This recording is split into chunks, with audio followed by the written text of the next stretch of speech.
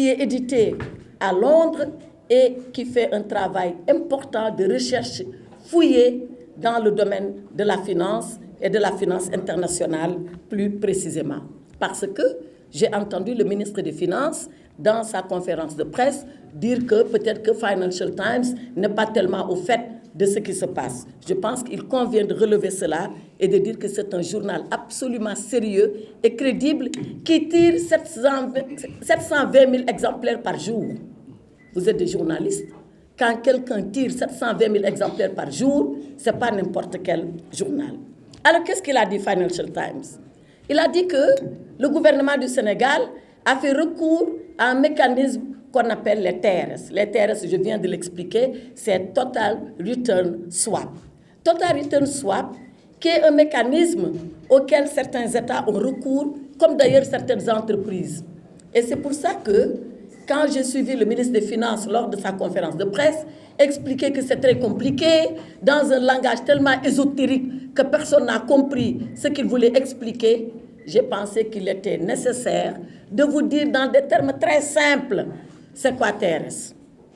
Très, très simple. Les TRS, c'est quand une entreprise ou un État détient des titres ou des obligations, qui sont des titres de créance, et qui va demander sur le flux financier, c'est-à-dire sur ce que ces titres et ces obligations vont lui rapporter, qui va aller les échanger avec un partenaire. En l'occurrence, c'est la First Abu Dhabi Bank et c'est le AFC. Et quand on échange les revenus issus de ces titres et de ces obligations, il y a à la fois un revenu qu'on perd pour celui qui échange, ici l'État du Sénégal, mais il y a surtout un gros risque qu'on prend. Le revenu qu'on perd, c'est que quand on donne ces titres à échanger, on a perdu ce qu'on appelle une décote. Dans ce que le Sénégal a échangé avec First Abu Dhabi Bank et AFC, le Sénégal a perdu entre 30 et 40% de ce qui était escompté. Pourquoi? Parce que le Sénégal veut de l'argent cash et tout de suite. Et quand tu veux de l'argent cash et tout de suite, tu acceptes, je donne un exemple, sur 100 millions, tu ne prendras peut-être que 60 ou 70 millions. Les 30 millions, tu les as perdus. C'est la décote normale qu'on calcule. Donc le Sénégal, en recourant à cette opération, a perdu de l'argent parce qu'il est à la recherche de l'argent frais, argent liquide qu'il n'a pas. Mais ça, ce n'est pas le plus grave.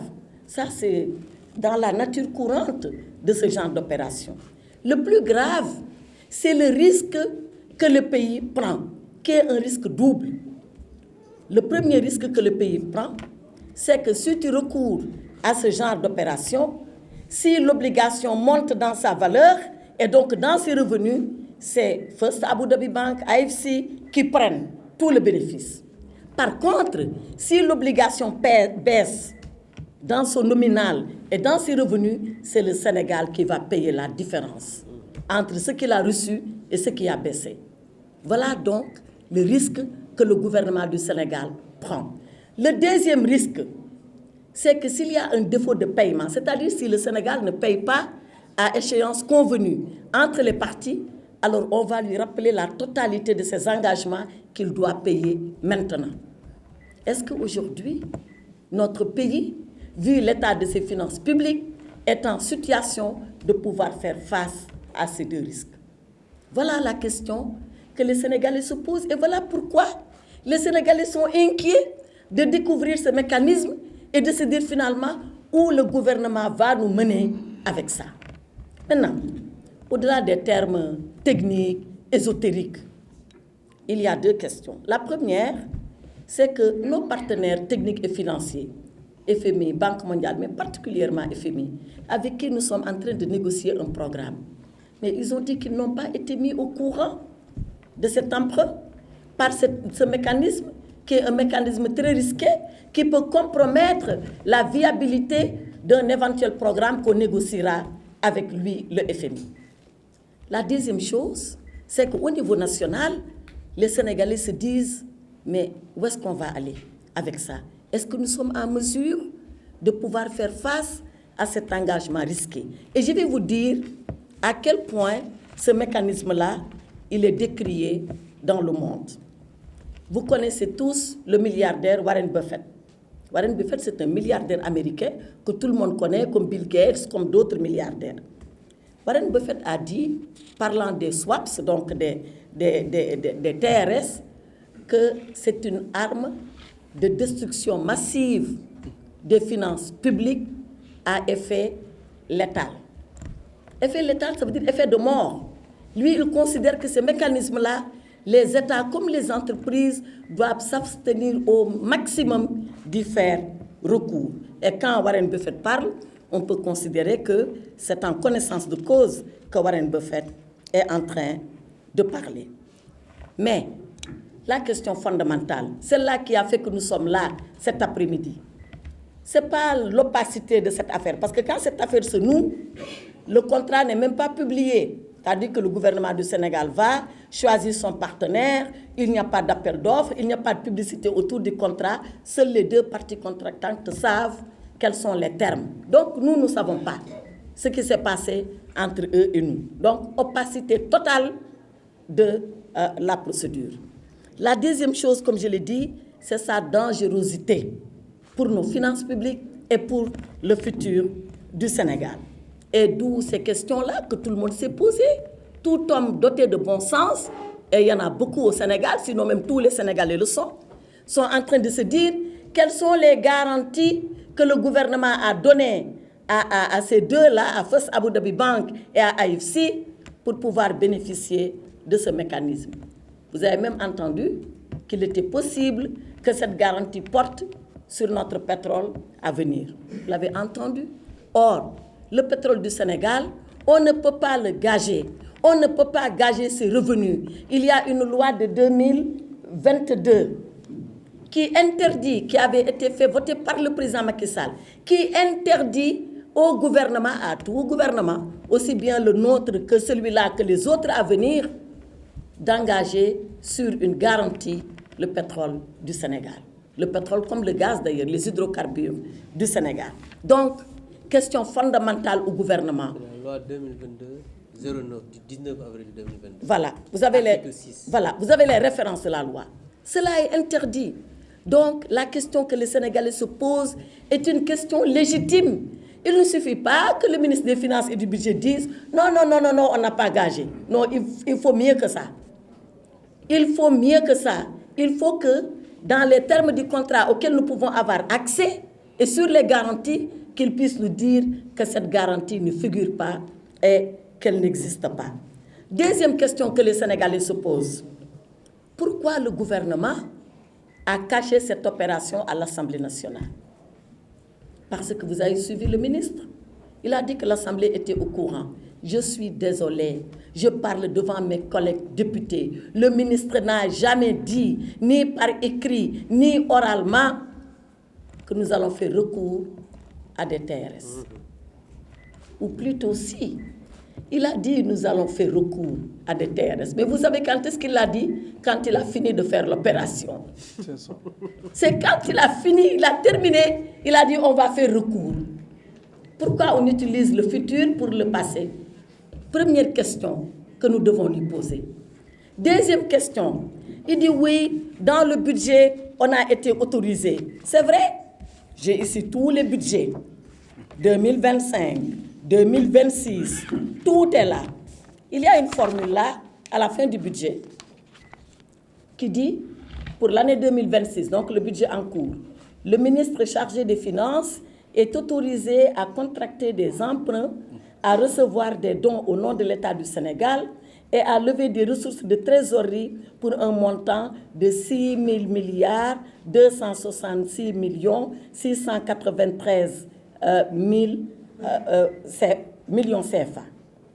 Ces financements, je reprends, 6 000 milliards 6 266 milliards 693 millions, exactement ça.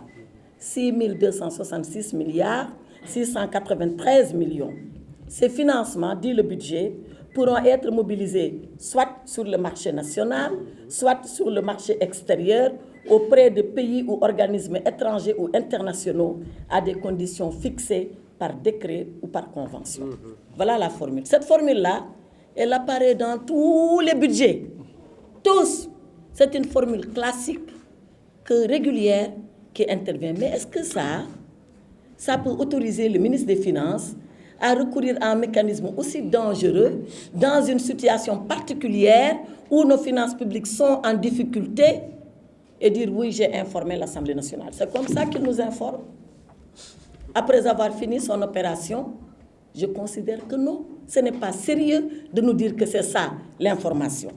L'autre chose qu'il dit, il dit oui, dans le document qui est annexé à la loi de finances, qui est le rapport économique et financier, il dit oui, je l'ai annoncé, à la page 43, je crois, si j'ai bonne mémoire. À la page 39 alors. Abdou est en train de me corriger. Sors-moi la page 39. Il y a juste une phrase lapidaire qui dit oui, il se pourrait qu'on ait recours au TRS. Et je rappelle encore une fois que quand cette phrase était écrite, c'est là. C'est à la page 39. Il dit la seconde mesure a porté sur la hausse du programme d'émission de titres publics à la faveur de l'approfondissement du marché financier régional à travers des instruments TRS. C'est ça qu'il appelle nous informer. Nous, de grands garçons et de grandes filles à l'Assemblée nationale, expérimentés, qui avons géré l'État pendant des années, s'il considère que c'est ça l'information, alors il n'a qu'à aller la donner aux autres. Ça, pour nous, ce n'est pas une information. Mais ce qu'il ne sait pas, c'est qu'au moment où lui, il disait ça, nous, on savait parce que, rappelez-vous, c'est Bloomberg qui avait sorti le premier l'information pour dire, attention, le Sénégal, apparemment, est en train de négocier un TRS. Comme ils n'ont rien dit, on n'a rien dit. On a attendu. Ensuite, arrive Financial Times qui dit ça. Ils ne disent rien. Il a fallu que le Sénégalais se lève comme un bouclier pour dire qu'est-ce que c'est que ça, qu'est-ce qui se passe, pour qu'enfin il soit obligé, après un long communiqué laconique. Voyez la contradiction? Un très long communiqué laconique. C'est-à-dire un communiqué en 12 points qui ne dit rien. C'est ça le long communiqué laconique. Donc, pour que le ministre des Finances sorte enfin pour dire voilà ce qu'on a fait. Mais le plus grave dans tout ça, c'est que le 29 novembre, je crois, il était à l'Assemblée nationale pour défendre son budget. Et il a dit qu'à cette occasion, il nous a informé qu'il allait recourir au TRS. Rappelez-vous, on est novembre, hein? Et le TRS, c'était quand? Mois de juin. Mois de juin. 2025. Pourquoi au mois de novembre, il utilise le futur pour une opération qui déjà a été réalisée?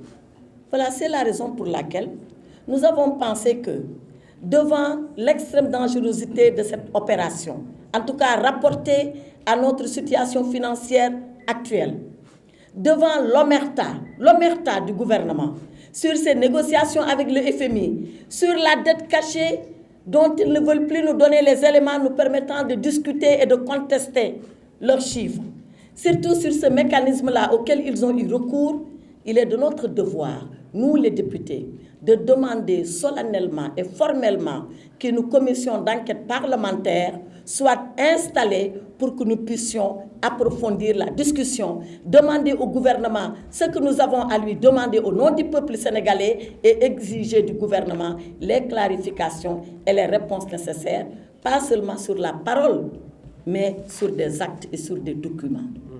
Voilà ce que nous, au nom du groupe parlementaire Takku Wallu Sénégal, nous allons exiger du gouvernement et dès la semaine prochaine, ou pendant peut-être même la fin de cette semaine, nous allons rédiger cette demande d'enquête, de commission d'enquête parlementaire déposée sur le président du bureau El Malick Ndiaye, déclencher la procédure pour que le gouvernement vienne parce qu'il est redevable de l'information, de la bonne information. Il est redevable de l'information, de la bonne information et de l'information prouvée parce que le ministre des Finances, il est bien gentil, on ne peut plus le croire sur parole. Puisque c'est ça qu'il appelle nous avoir informés, maintenant il sera contraint de venir nous informer et pour la vraie information. Voilà ce que je voulais dire rapidement sur les TRS. Maintenant, sur la candidature.